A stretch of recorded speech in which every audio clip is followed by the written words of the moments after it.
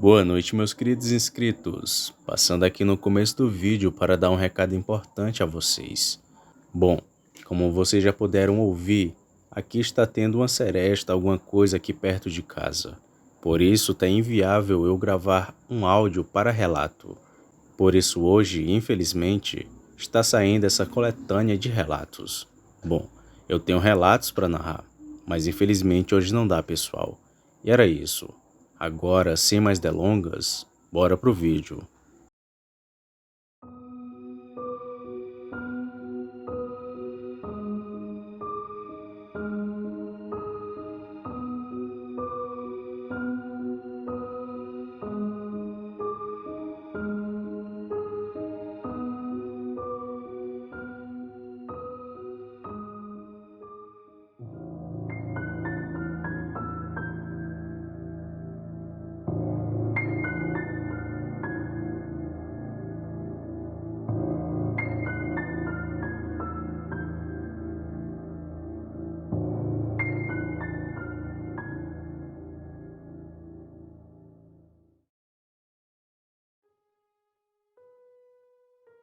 Olá, amigos do canal.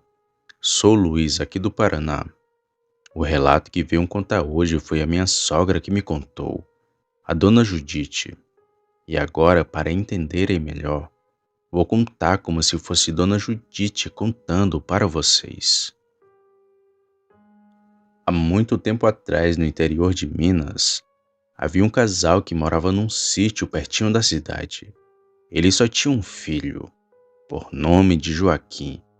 Ali viviam felizes, mas por conta de uma doença, o marido dessa moça que se chamava Ana acabou falecendo. Então passou-se muitos anos. Já rapaz, o Joaquim se transformou numa pessoa agressiva. Arrumava confusão nos botecos da cidade e batia em sua mãe por pouca coisa. Ele só comia fígado de animais. Pois bem, certa noite ele chegou em sua casa e sua mãe, já doente e muito cansada, não teve força para preparar a comida preferida do rapaz. E o pior aconteceu.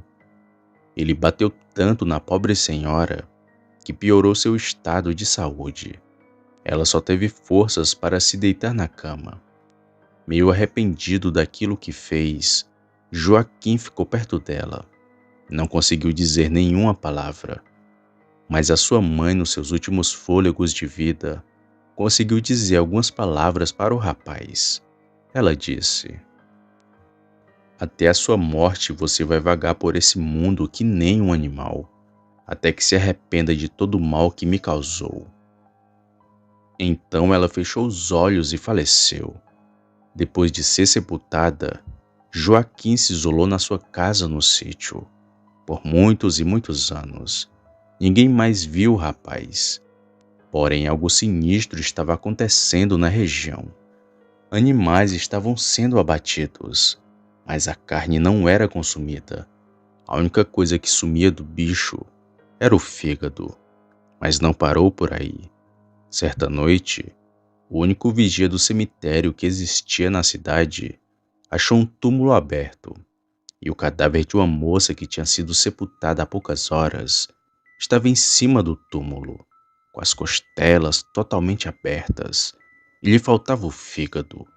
Assustado, o vigia chamou a polícia, que logo fizeram a investigação, porém nada encontraram. Então o delegado colocou 2 homens para fazer guarda no cemitério. A suspeita poderia ser alguém que usava os órgãos para fazer magia negra. Foram muitos dias de vigília, até que enfim houve outro falecimento na cidade.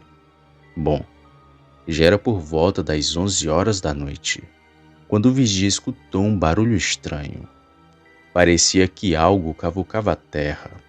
Ele imaginou que poderia ser algum cachorro e chamou os policiais para ver o que era. Mas o que viram causou um terror naqueles homens. Era uma criatura esquelética com unhas enormes e dentes grandes e afiados. Quando os policiais clarearam a criatura, em uma rapidez aquilo saiu e sumiu no escuro. Os policiais, mais do que depressa, seguiram o bicho até o sítio de Joaquim, e antes de entrarem na casa, ele pulou pela janela. Os policiais deram vários tiros, mas sem sucesso. Já a criatura fugiu no escuro e desapareceu na mata para nunca mais ser vista. Os policiais entraram dentro da casa e ela fedia carniça e resto de fígado podre. Mas como eles iam relatar essa situação para o delegado, então preferiram manter em segredo entre eles. Só um detalhe, Sam. O vigia era o pai da dona Judite. Ele, depois de já idoso, resolveu contar esse segredo para ela. E o Joaquim, que virou a criatura, que chamaram de Papa Fígado, até hoje ninguém sabe do seu paradeiro. Esse foi o meu relato de hoje. Espero que tenham gostado. Boa noite.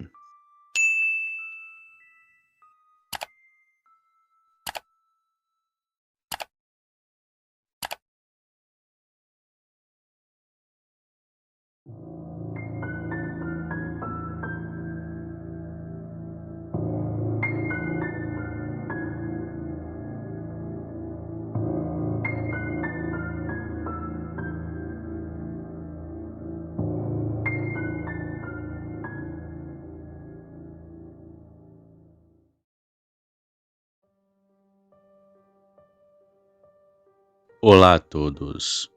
Quero que me chamem de Mateus.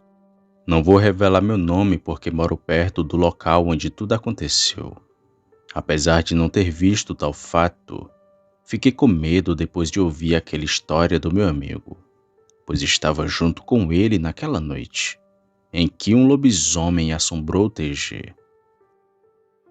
Eu nasci em Sobral, cidade que fica no Ceará, lugar onde resido atualmente. O caso que vou contar aconteceu em meados de 1993, em plena época de Quaresma. Não me recordo o dia e nem o mês, mas sei que era esse tempo, pois estava acontecendo as comemorações dessa época santa. Pois bem, esse relato terá duas partes, uma que vou narrar em primeira pessoa e a outra como se fosse o meu amigo, pois foi ele quem viu o lobisomem. Algo que eu já desconfiava que existia há tempos, porém se concretizou naquela noite macabra. Voltando a 1993, eu morava num bairro que fica no pé da serra, a poucos minutos da Serra da Meruoca.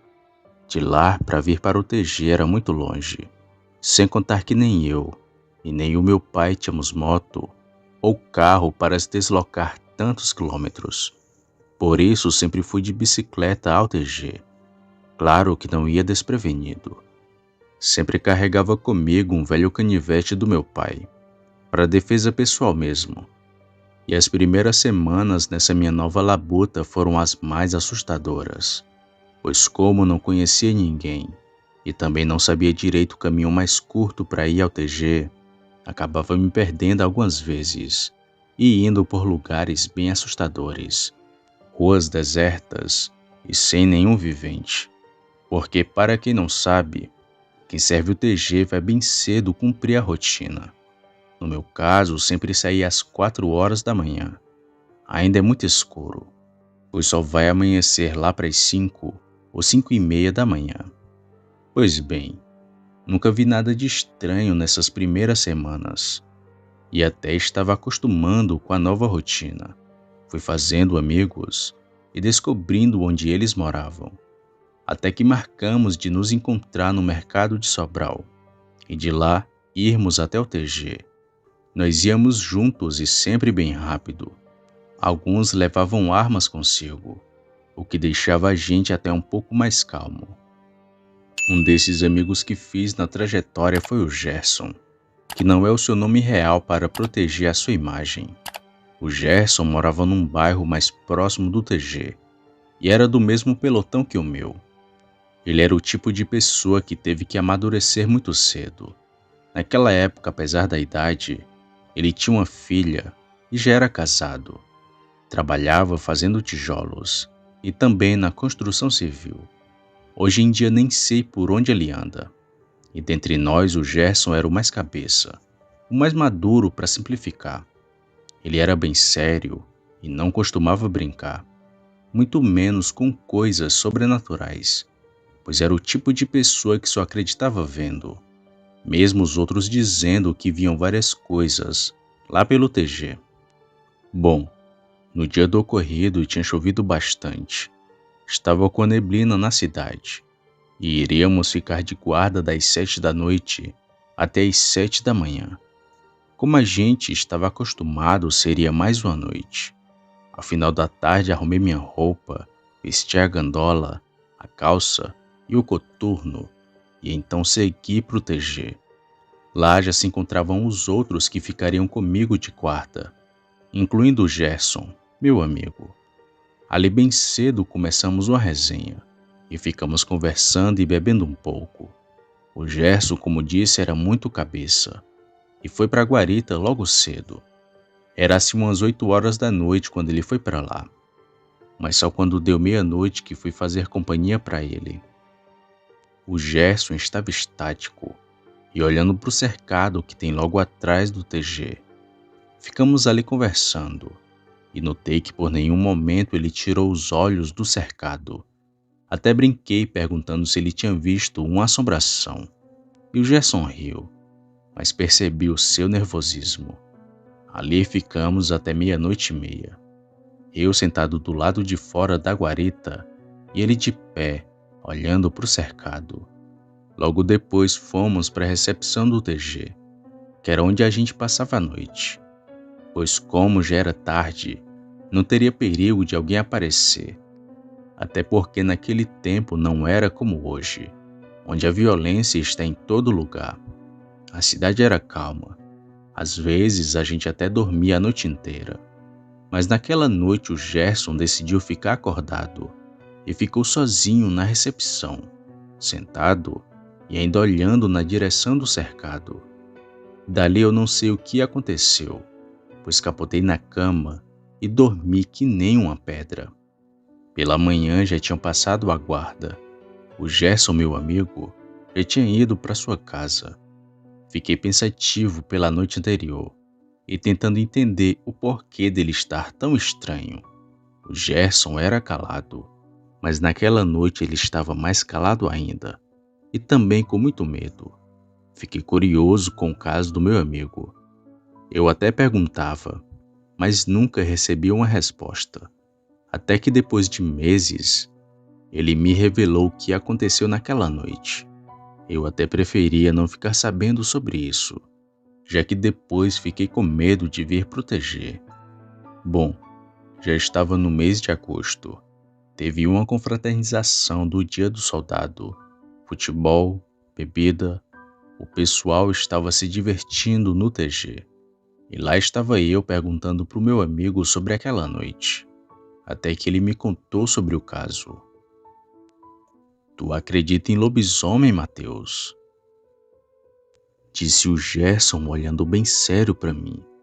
Arregalei os olhos e disse que sim. E então ele continuou falando. Sabe naquela noite em que a gente estava de guarda? Pois é, eu vi um lobisomem naquela noite, bem ali atrás do cercado, e estava olhando para mim.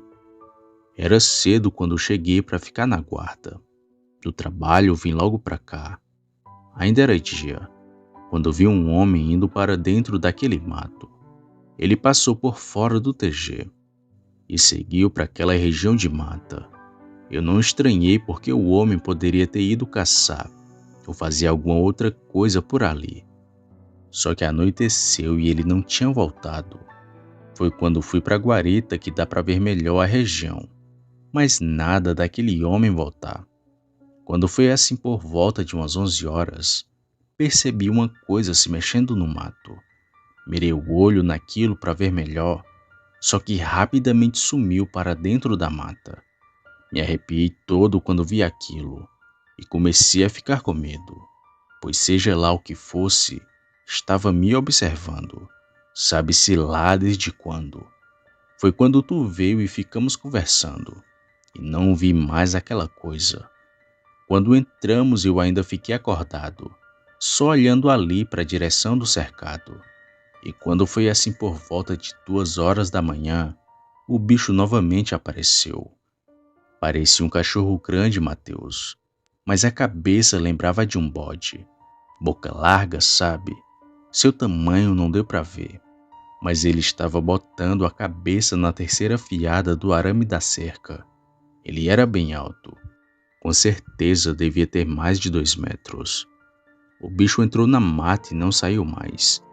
Fiquei me tremendo que nem vara verde aqui sozinho, mesmo estando dentro da recepção. Se aquilo por acaso fosse nos atacar, com certeza esse portão não ia segurar. Fiquei a noite inteira olhando para o cercado, mas não vi mais nada, nem o homem que entrou para aquela mata. Só depois que vi me dar conta que estava em plena época de quaresma. A minha avó dizia que essa é uma época santa, mas muito estranha. Graças a Deus que nunca mais vi aquele bicho em minhas guardas, pois era uma coisa muito feia, Mateus. Tu ia ficar com medo. O Gerson me falou mais ou menos isso. Não gaguejou nem ficou olhando para o chão, pois aqui o pessoal tem a moda de fazer isso quando mente. Mas ele não. Nem ri, ele riu.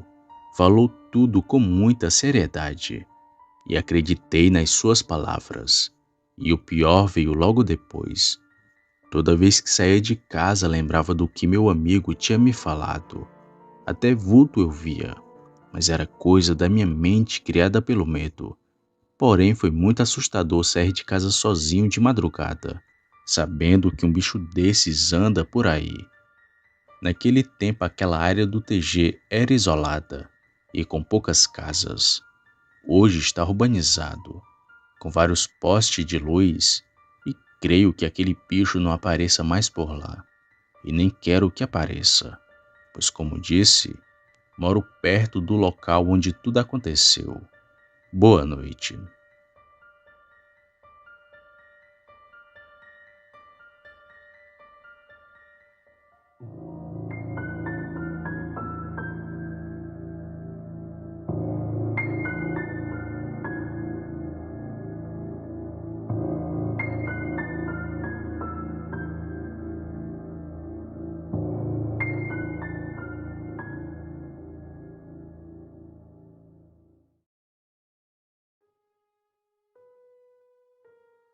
Olá, Sam.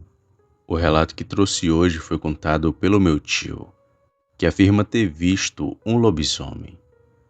O meu tio é aposentado da polícia militar.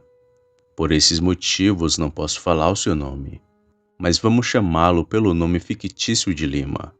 Tio Lima conta que quando estava perto de se aposentar, pensava em comprar um terreno para ir lá em épocas de feriados e datas comemorativas, como é de costume de muita gente viajar nessas datas. Bom, quando se aposentou em 2018, juntou um bom dinheiro e conseguiu comprar um terreno em Lagoa Nova, um município aqui do Rio Grande do Norte. Para ser mais exato, um pequeno sítio que fica a cerca de 9 quilômetros da cidade de Lagoa Nova. Pois bem, na quaresma de 2020, meu tio resolveu ir para seu sítio como sempre planejou, passar um feriadão longe da vida urbana e na natureza. Meu tio sempre gostou de criar animais, cachorros, pássaros e enfim. Ele tem um perfil de homem rural. Ele disse que na casa dele não cabia mais tantos pássaros e galinhas. Por isso, resolveu levar tudo para o sítio e deixar por lá. Contratou uma pessoa de confiança para cuidar dos bichos e os mudou para lá. Quando era feriado e ele ia para o sítio, meu tio dispensava a pessoa que cuidava dos bichos e preferia ele mesmo cuidar, pois gosta de fazer isso. O pai do meu tio ensinou essas coisas do sítio para ele desde muito novo. E o detalhe importante é que o meu tio contou que sempre ia sozinho para o sítio, pois sua esposa e filhos não gostam dessa vida no campo, e por isso eles preferem ficar na cidade. Sendo assim, o meu tio disse que não iria insistir, e por isso ia sozinho para lá. Ele disse que passava o dia inteiro cuidando dos animais e limpando o galinheiro das galinhas, pois como eram dezenas delas, elas sujavam muito e davam muito trabalho. Nisso, o tempo passava muito rápido e meu tio, cansado de trabalhar o dia inteiro, entrava para casa, comia e ficava assistindo televisão ou mexendo no seu celular. O meu tio conta que nunca foi de dormir cedo e por isso sempre buscava alguma coisa para fazer, mesmo quando era de noite. E nessa noite de quaresma não foi diferente. Ele disse que ficou a noite inteira mexendo no celular e também assistindo televisão. Quando deu por volta de meia-noite e 1 hora da manhã, foi que o sono bateu e enfim ele resolveu se deitar para dormir. Ele conta que alguns minutos depois acordou com um grande alvoroço e barulho vindo de fora da casa. Como só tinha ele ali, achou que fosse algum bicho atacando as galinhas. E meu tio estava certo. Era de fato um bicho, mas não um bicho qualquer. Meu tio conta que nessa hora os pássaros começaram a fazer muito barulho também. Estavam todos assustados. Ele pegou sua arma e saiu para fora para ver se via algo, mas não viu nada. Foi quando ele percebeu que todo o barulho estava vindo do galinheiro. Meu tio conta que desceu até lá, com a arma em punho e com uma lanterna também. Só um pequeno detalhe: em Lagoa Nova é muito frio, principalmente de madrugada. Tão frio que aparece até uma neblina, embora seja fraca.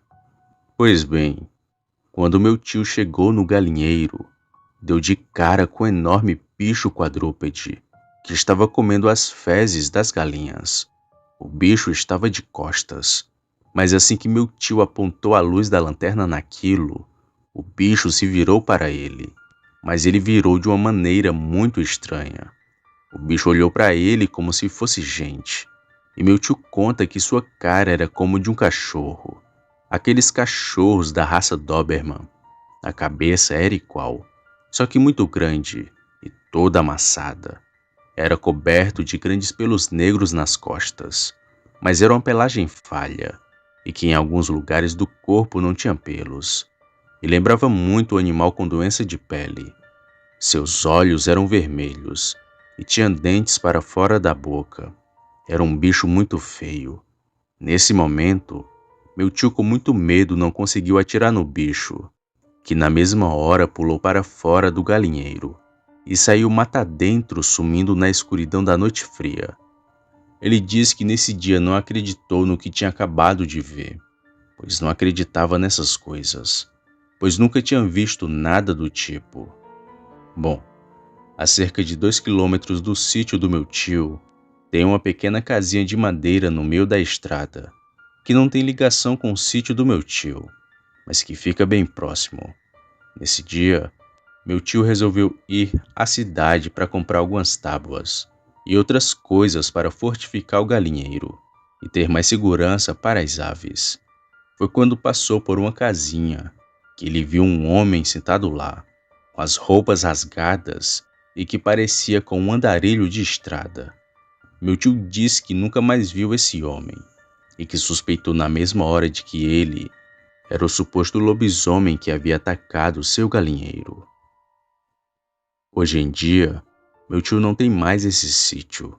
Ele vendeu por medo daquela criatura. Ele disse que nunca viu coisa mais feia no mundo e que é algo que a ciência não consegue explicar. Ele disse também que não sabe como que um ser humano pode virar um bicho desses. E pelo que ele viu, não deve ser uma coisa boa. Ainda bem que nunca resolvi ir para esse sítio com meu tio, até porque ele nunca chamou ninguém, só a família dele. Mas também nunca tive interesse para ir. Esse foi o relato dele. Abraço, Sam. Até o próximo relato.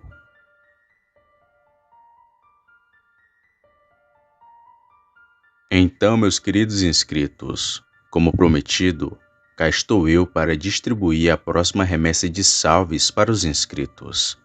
E o primeiro salve de hoje vai para Orlandina Paula, do Pará, mas que atualmente reside no Amazonas. Um salve Orlentina, para você e toda a sua família. O segundo salve vai para Valéria Pereira e também para seus netos, a Mirella, o Pietro e a Micaela. Um salve para todos vocês, pessoal. O terceiro salve de hoje vai para o Vilmar França, de Guaíba, Rio Grande do Sul. Um salve, Vilmar, para você e todos de Guaíba. O quarto salve vai para o Robson Rezende e também para seus filhos, o Alessandro, o Lorenzo e o Hernandes, de Rio Maior, Portugal. Um salve pessoal para vocês e toda a família. O quinto salve de hoje vai para Gislene Rocha, de São Paulo, capital. Um salve, Gislene, para você e toda a sua família. O sexto salve de hoje vai para Jamiles Santos, de Sergipe. Um salve, Jamiles, para você e todos de Sergipe. O sétimo salve vai para o Ivanilson Ferreira, do Irajá, Rio de Janeiro. Um salve, Ivanilson, para você e toda a sua família. O oitavo salve de hoje vai para Silvana Rodrigues e para o seu namorado William, de Uberlândia, Minas Gerais. Um salve para o casal de inscritos e também para a família de vocês. O nono salve de hoje vai para o Raimundo Reis, de Belo Horizonte, Minas Gerais. Um salve, Raimundo, para você e toda a sua família. O décimo salve de hoje vai para o Flávio Torres, de São Paulo, Zona Leste, Guaianazes. Um salve, meu amigo, para você e toda a sua família. O próximo salve vai para o Romualdo Gaspar, de Maria da Fé, Minas Gerais. Um salve, Romualdo, para você e toda a família. O próximo salve de hoje vai para o Rony, de Caxias do Sul, Rio Grande do Sul. Um salve, Rony, para você e toda a família. O próximo salve vai para o Fagner Santos, do Rio de Janeiro. Um salve, Fagner, para você e toda a sua família. O próximo salve de hoje vai para o Alain Henrique, de Paraupebas, Pará. Um salve, Alain, para você e toda a família. O próximo salve vai para a Vi, de Itararé, São Paulo. Um salve, Vi, para você e toda a sua família. O próximo salve vai para o Nilson, de João Pinheiro, Minas Gerais. Um salve, meu amigo Nilson, para você e toda a família. E o penúltimo salve de hoje vai para o William Gomes, de Guaraí, Tocantins. Um salve, William, para você e toda a sua família. E o último salve de hoje vai para Patrícia Costa, de São Paulo, capital. Um salve, Patrícia, para você e todos da família. Bom, pessoal, era isso. Esses foram os salves de hoje. E caso você não tenha ganhado o seu, não fique triste, pois no próximo domingo estarei mandando novos salves. Basta comentar o seu nome e o nome da sua cidade, que estará ganhando um salve em vídeo.